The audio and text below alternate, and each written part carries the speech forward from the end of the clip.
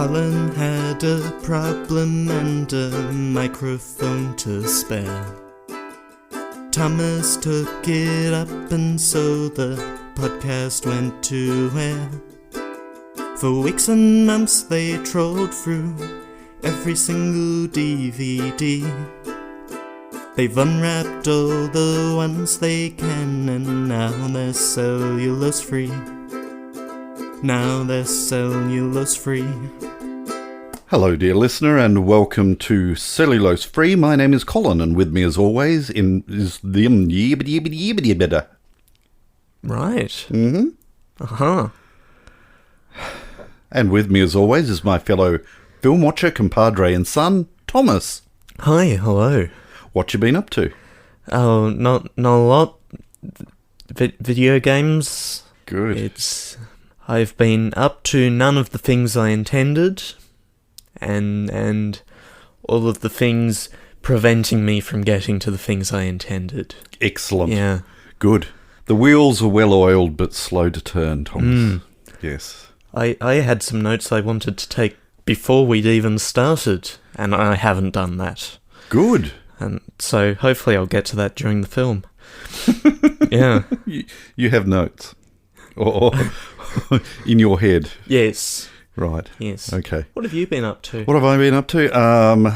It's been a bit of a crazy week, actually. Very peoply. Mm-hmm. There was a Lego brick exhibition at the City Hall. Oh, City Hall. City Hall? Town Hall. City Hall. It's one of those. The big one. The big hall in Hobart. Whichever one is the big one. Yes, that's right, as far as hall space is concerned. It is City Hall because Town Hall is where they have council meetings, I think. Yeah, so that was a bit low-key this time around, but I think they missed it completely last year, and then they had ticketing procedures this time around and purportedly to ensure that they don't exceed numbers for large gatherings and what have you, but there are a lot of people there.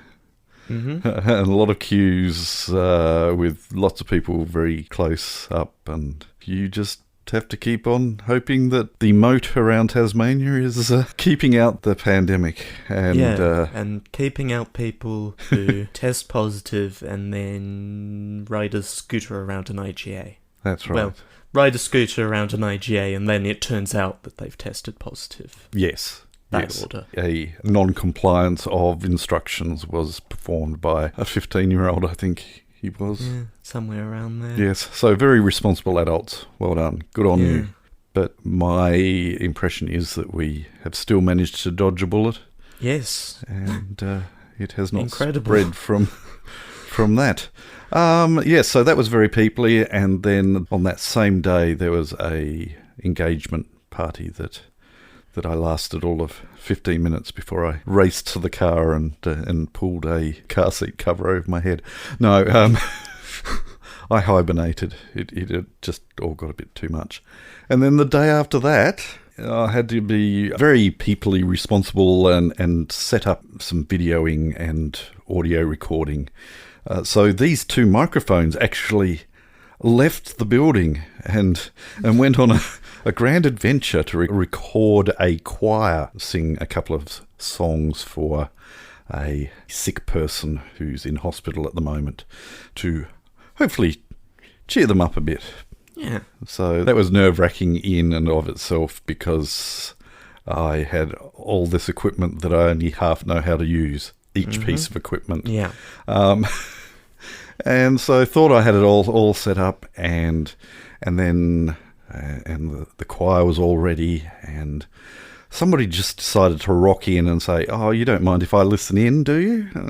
Well, I'll just set myself over there. So he did, and how much listening? And I'd set the sound levels and everything, and of course, every time you move another object into the room after setting levels, the whole soundscape was completely ruined. The settings were completely ruined by this person just wandering in.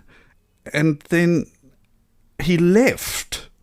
After the first recording, so all levels are all wrong again, and look, it was just so frustrating.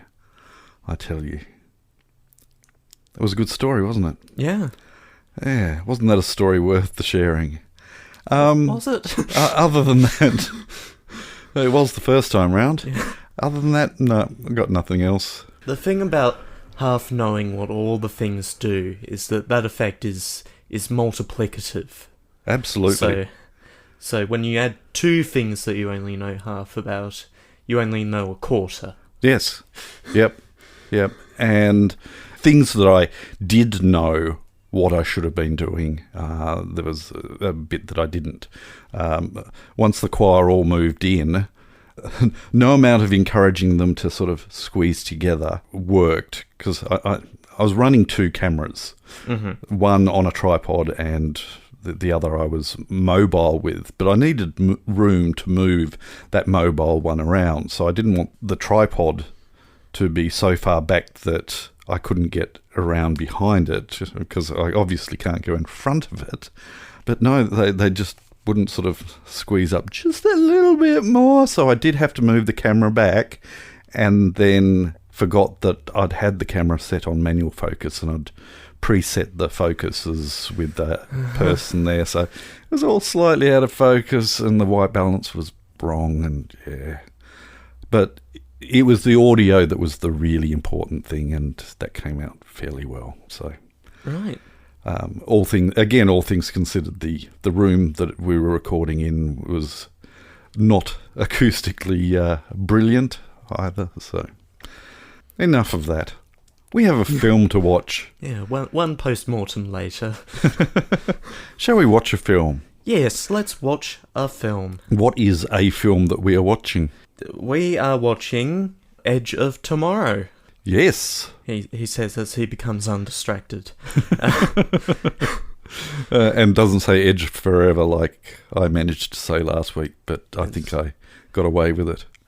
That's Star Trek? Yes. Yeah. But I edited it out, so none of our dear listeners are aware of that terrible faux pas. So, so Edge of Tomorrow. Mm-hmm. Tom Cruise. Yep. Emily Blunt. Yep. 2014. Mm-hmm. What else can you tell us about it? An alien race, undefeatable by any existing military unit, has launched a relentless attack on Earth, and Major William Cage finds himself dropped into a suicide mission. Killed within minutes, Cage is thrown into a time loop, forced to live out the same brutal combat over and over, fighting and dying again and again. Training alongside warrior Rita Vrataski, his skills slowly evolve, and each battle moves him one step closer to defeating the enemy in this intense action thriller.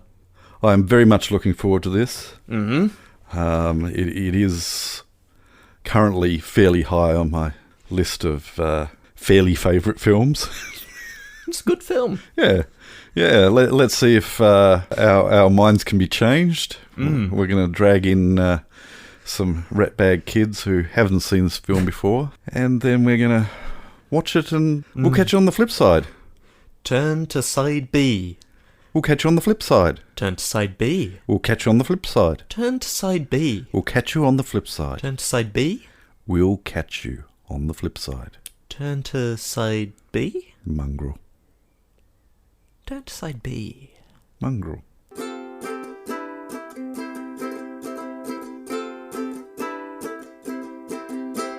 To you, your big white shiny smile, you'd buy expensive shoes, and you'd be the only man on earth who couldn't enjoy Tom Cruise. Tom Cruise. So, what did you think? It's still a very good film. It's so solid. Yeah. I love it. It had so many opportunities to just completely drop the ball. Mm-hmm. But it was too smart to do so. Which must have been really hard. I mean, since Groundhog Day came out, and I think we We did a Groundhog Day episode, didn't we? Yes, on February 2nd. Yes. And so we've touched on the whole Groundhog Day and what it started, even though there were sort of a few forays into what has become known as Groundhog Day films. And so this really had that against it, but it was smart enough and cut well enough and had enough variety to just have you, once you had the aha moment, and I did mention that we're bringing in, we ended up with 3 other kids in the room, and they had, it's Groundhog Day, but then it just went on and was made in such a way that everyone else ran with it. Yeah, there's a certain way that the film develops. It starts off with a couple of loops played straight. Yep. So no cutting and changing, just play out a loop, go back to the start. And then we get into a little bit of montage. Yep. And then a bigger block of montage. Mm-hmm. Then we montage something else. Yeah. And then the rest of the film is played out entirely without montage. There's no more montage. Yeah. We see the last attempt at something. We see the last attempt at another thing. Yeah. And then things happen. Yeah. At which point... It's interesting. Both of us, I think, have made the mental point, even though this film is 7 years old, that we're sort of avoiding spoilers by the feel of things. Yeah. And I think that's fair enough. I suspect there could well be some of our dear listeners who have not seen this. And it is such a film, even though, yes... we have given away the premise that it is a Groundhog Day film. It's so much more than that, and you do need to do yourself a favour. I don't know. Do we want to come back round later and go more in depth? Yeah, possibly. Yeah, okay. Possibly. It's interesting. As we were going into recording this segment, Thomas, you were singing a Jonathan Coulton song about Tom Cruise, and I made a mention of, did Tom Cruise actually do the Tom Cruise run in this film? And I can't remember him doing it. I mean, a lot of the time he was sort of suited up in such a way that he couldn't do the Tom Cruise run, but I don't, because usually it's just as much a reaction of, it's a Groundhog Day movie, that, he's doing a Tom Cruise run.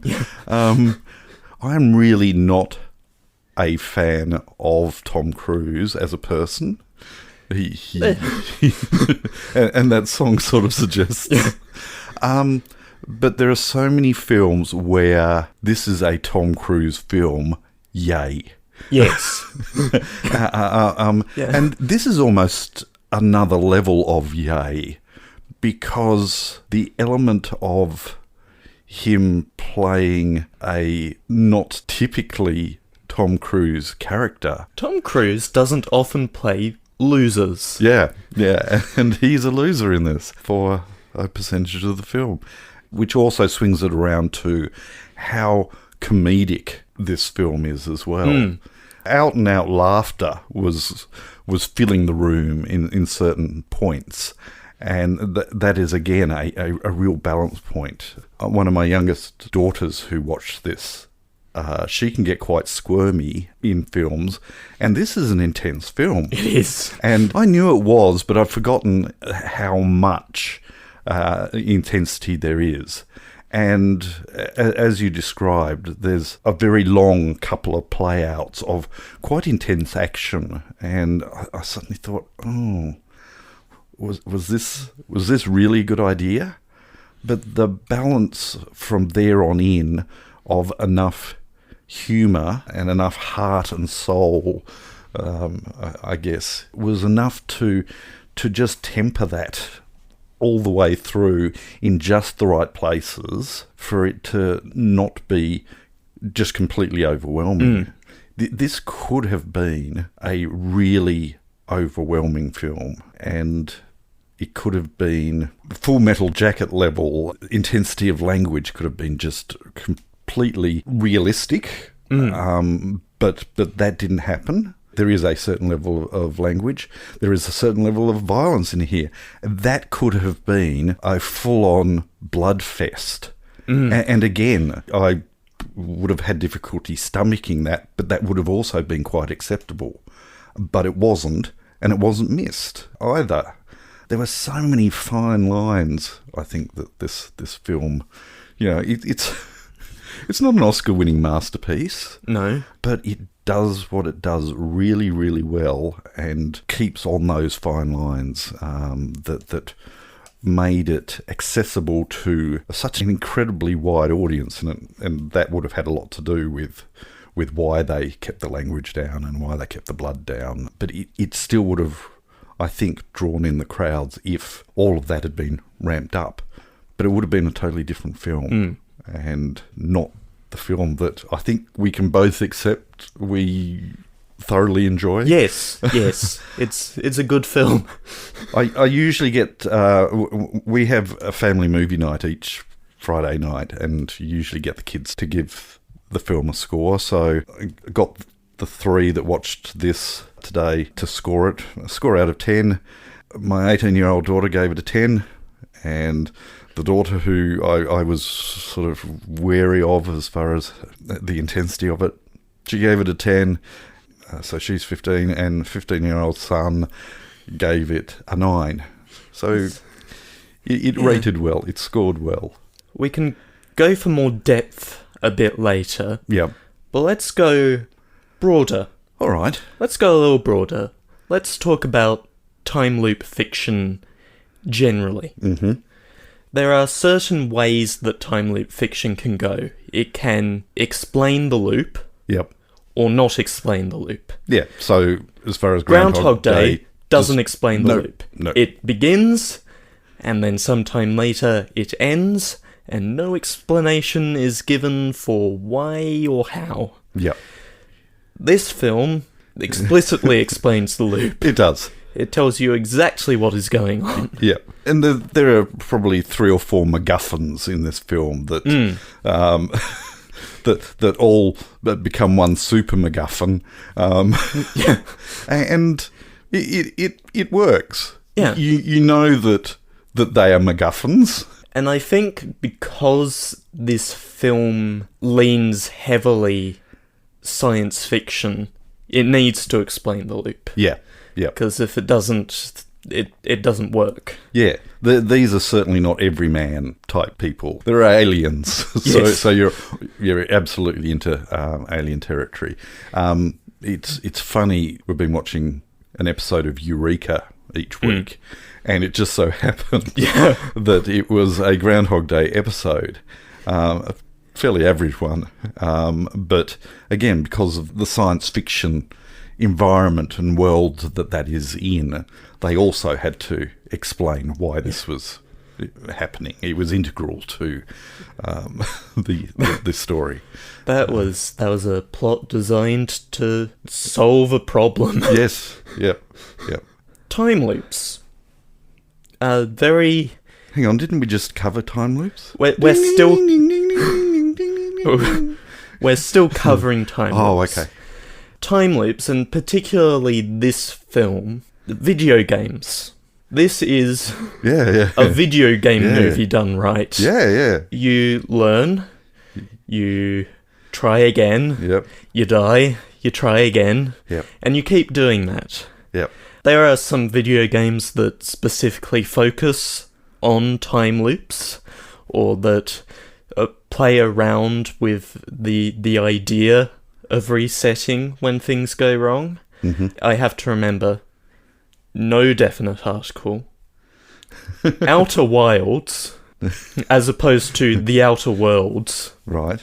An entirely different game that came out at around the same time. Okay. Outer Wilds is a time loop game, focused on a roughly 21-minute long time loop, at the end of which the sun explodes and destroys the solar system. Yes. If you dig into the questions that the game is asking of you and find everything that you need to, the time loop is reasonably well explained. Undertale, hard swerve. Undertale is a JRPG where you don't have to kill anyone. If you die, it is explained that your determination allows you to return back to when you last saved and go again. Yep. And you are not the only person as the player character who knows that this is happening. There is a specific character that knows exactly what is going on, or roughly what's going on. It's sort of vague. And in a particular route, you may face retribution from this one character for messing everything up. Particularly badly. And as you fight this character, it's a tough character to fight. As you fight this character and die several times, they know exactly how many times this fight has happened. And they try to convince you that it's not worth it. Yeah. So that's an interesting take on a time loop. It's a different take. It's an interesting game. And even quite straightforward games, like Forza Horizon, you've got the opportunity, if you take a corner really, really badly, you can wind back a little bit. And there's cost involved, but yes. But you can wind back so that you can take off from that point again. And the AI reacts just slightly differently once you've done that. Yep. Even though their circumstances haven't really changed. No. Rivatars are weird. I don't particularly want to get into how rivatars are weird, because they're all based on behaviours of other real people who have also played the game. Yep. We've gone completely off on a tangent here, but having grown up with very, very, very early computer games where you don't have any save points, and you can be right close to the end of the game and lose your last life and have to start right from the very, very, very beginning again. But in that respect, as far as memorising sequences and things like that, that was very much a case in those games as well. There wasn't necessarily a huge amount of randomness, so you could time, okay, this is where 3 of those things come across from the left, and so once you memorise the sequences, and I was never very good at that. So in this Edge of Tomorrow world, I would have a great deal of difficulty. But again, you don't have a full idea of exactly how many, and they hint at this really, really well in this film, that he's been at this for a very, very, very, very long time, and sometimes doesn't reveal exactly, want to reveal exactly how long, for purposes of plot device again. And occasionally you'll get a loop or two in amongst the vast sea where he's just really, really down. Yep. Everything's worn him away. I'm going to sit this one out. I'm going to go to London. Yes. See how that goes. All right. That's Edge of Tomorrow. That was indeed Edge of Tomorrow. So we're going to stick around for spoilers, or are we going to record the spoilers now? Mentally, for me, at the moment, it might be easier if we loop back instead of editing away. Okay. Yeah. Okay, so we're going to move on then. Yeah, we're going to move on. Okay. The following segment needs a little more time in the oven. It's done now. Thank you to Adam. Thanks, Adam. For bringing up the prop culture episode. Yes, Adam, our dear listener, has pointed out a show that's on Disney Plus. Yes. Concerning props used in various films. Somebody goes and hunts out those elusive props. I'm quite sure that there's a fair bit of faux hunting going on in the show. It's a Disney Plus show. Sort of like House Hunters, where someone has already bought the house that they're planning to move in, and then they film them looking at two other houses that they're not even interested in, but they pretend to be. Oh yeah, my friend owns that one. Yeah. But there is a particular episode of prop culture that involves Tron. And thanks also to Lee for reminding us of the Tron guy. An absolute icon in Tron lore, who goes to conventions and wherever there's an opportunity for him to dress up in his homemade Tron costume, that it quite often doesn't leave a lot to the imagination. It certainly does not. No. He's certainly a far braver man than I am.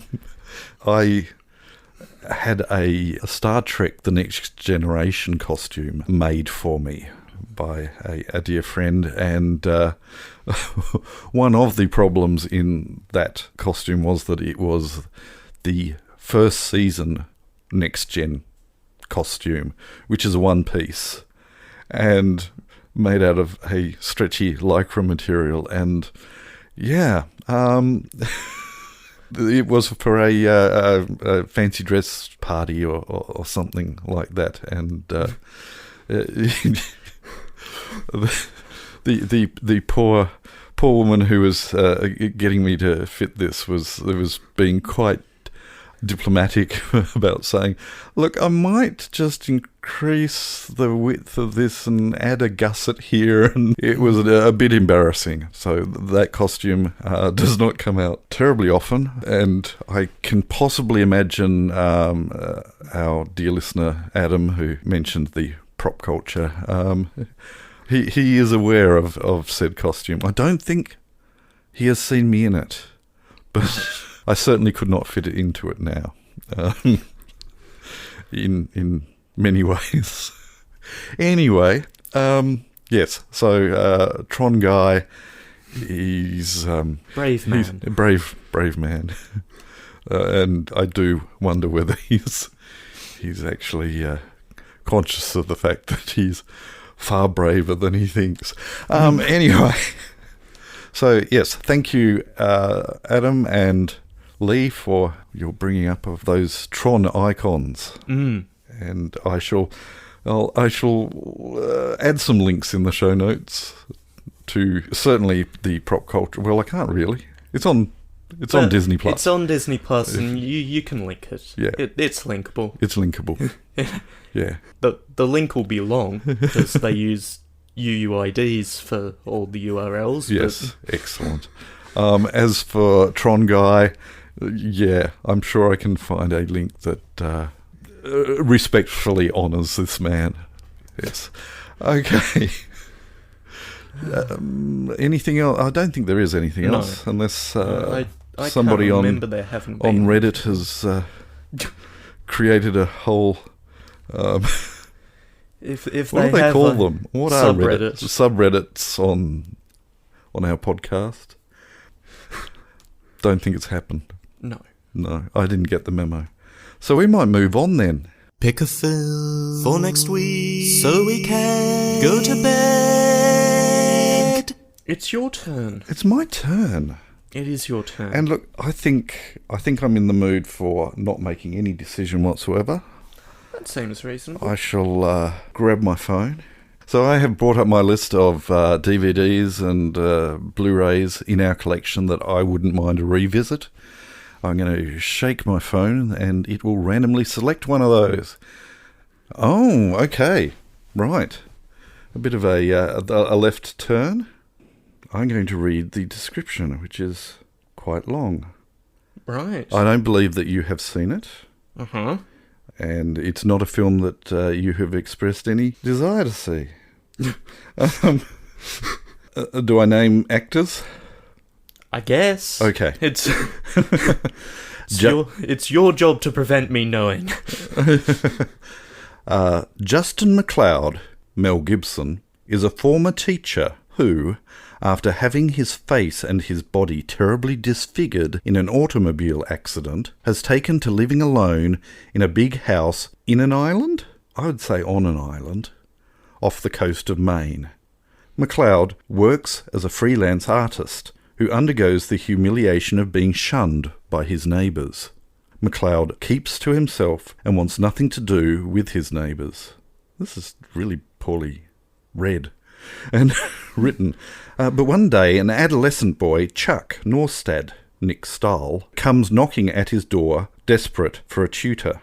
At first suspicious, McLeod gradually warms up to Chuck and they become pals. But their burgeoning friendship is frowned upon by Chuck's family and the local police chief, Stark, Jeffrey Lewis, because of rumours circulating that McLeod had a record of child molestation.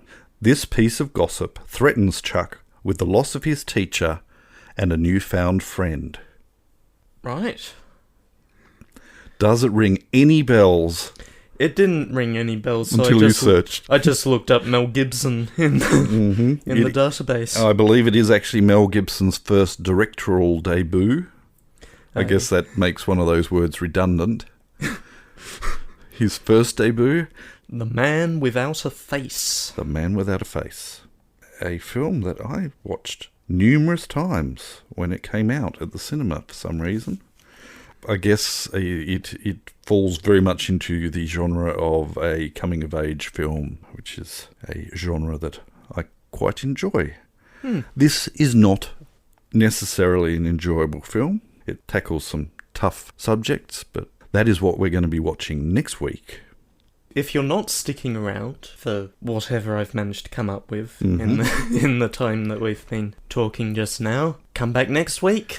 I guess. Yeah. So until next week, go away. Bye. But those of you who want to hear a little bit more about our thoughts on what did we just watch? Edge of Tomorrow. What did we just watch? Edge of Tomorrow. What did we just watch? Go away. Okay.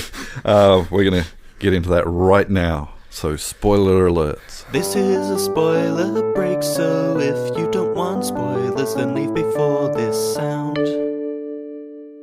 It's interesting. It's an interesting film. I went into the structure of it very briefly earlier. Mm-hmm. We have a training montage.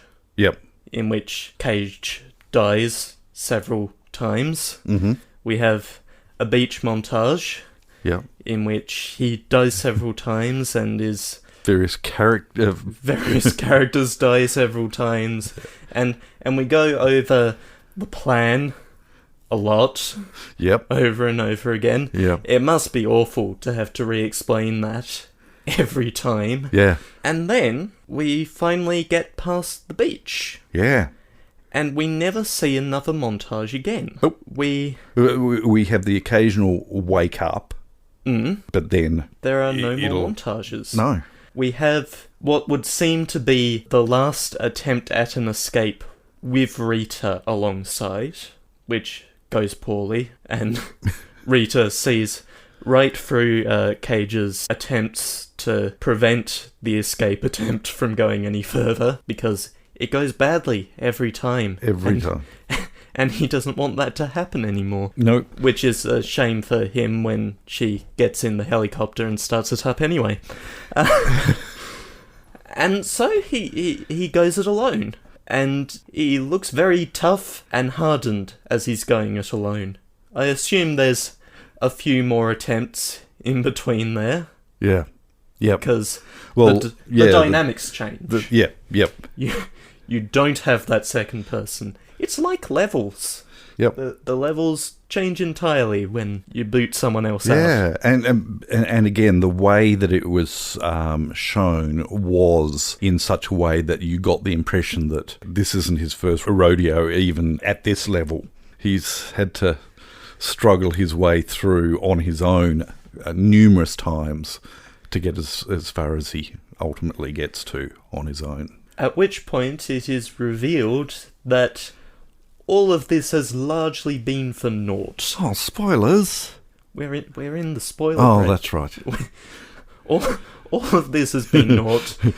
He is not the only one who is learning from everything that's happening. Yeah. The visions of the Omega in the dam are a lie, and were probably always a lie. Yeah. And so, we heist Whitehall, and I tell a lie, there is a small bit of montage in there. Yes. Just after what appears to have been several attempts to get the general to hand over the stuff. Yeah.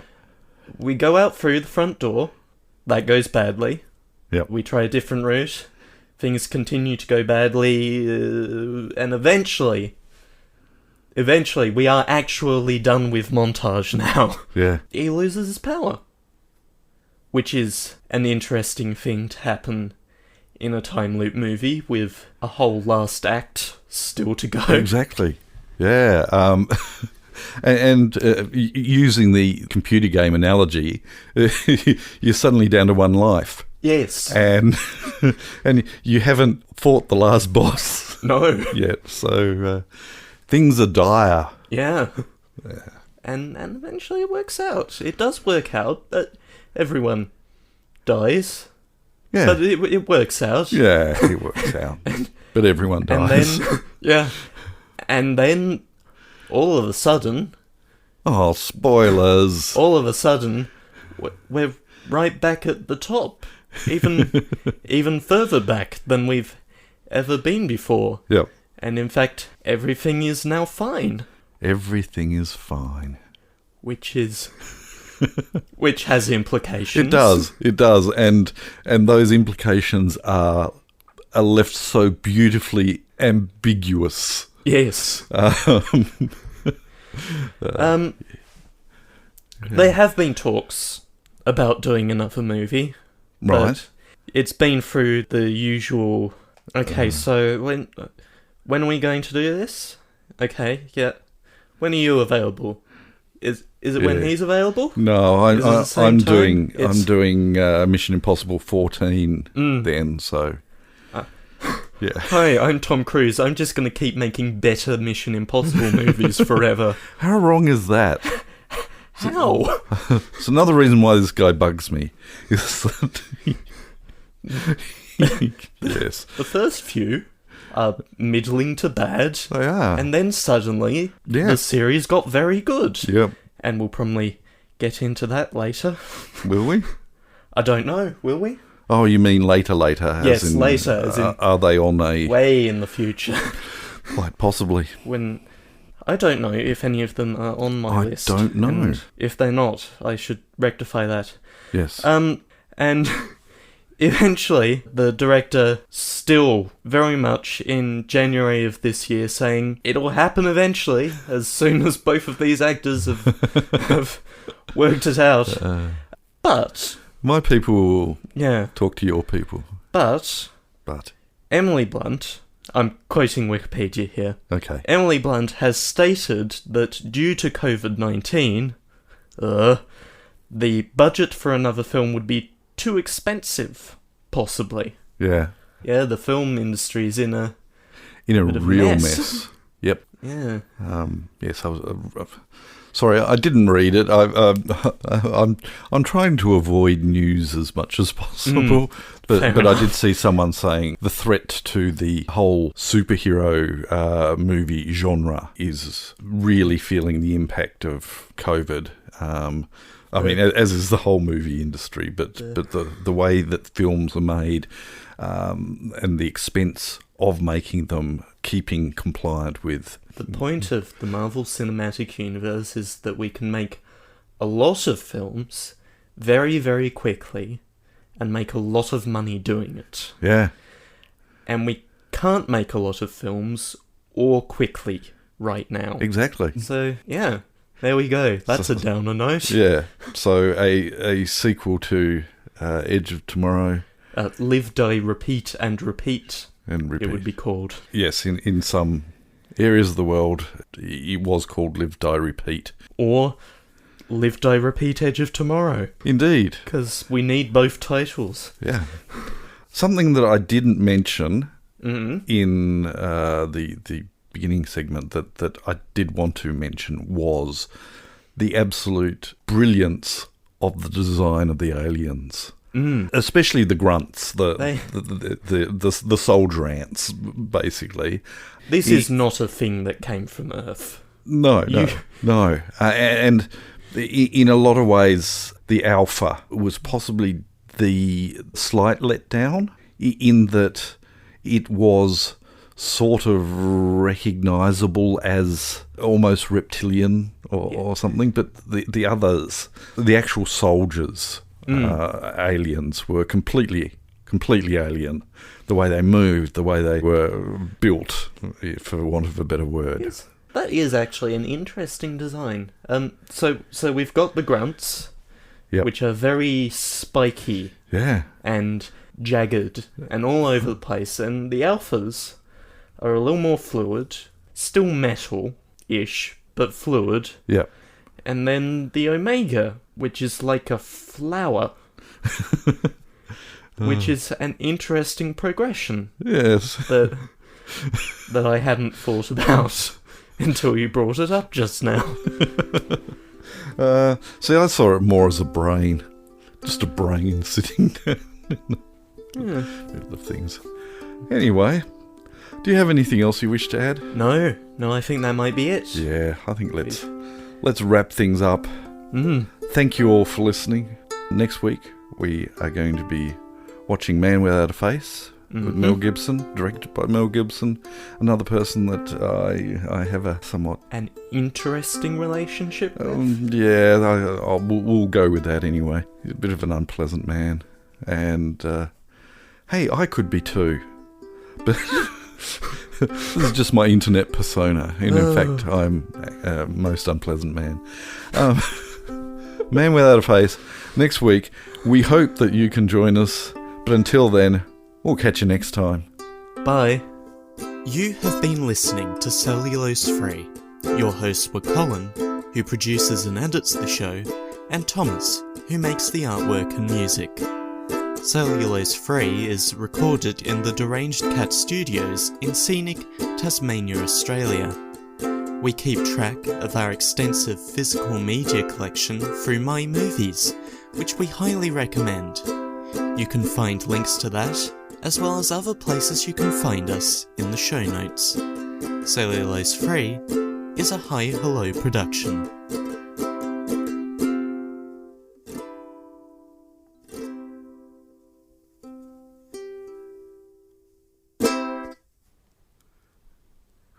No, we're going to have to do it again. It's the whole podcast from the top. Yeah.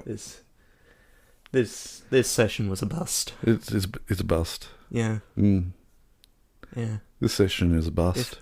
If we can do it again, I can formulate my points better. Because that is the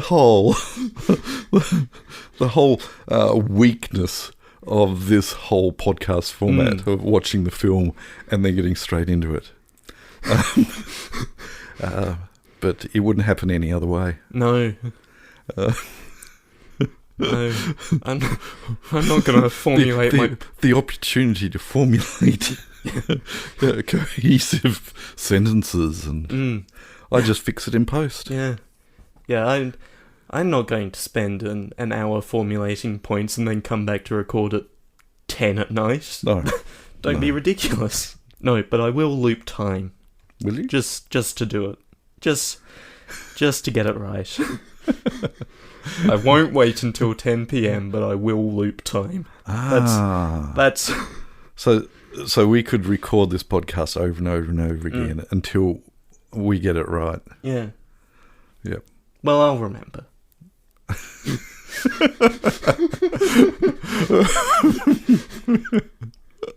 Whereas I will bring balance to the podcast. People will feel like something is slightly different, but Colin is the same. Yeah, secretly this is our 9th or 10th attempt. Oh, really? And we still haven't got it right. Wow. Yeah. It's still a really good film. I still haven't managed to press stop. No, you haven't. I'd better do that.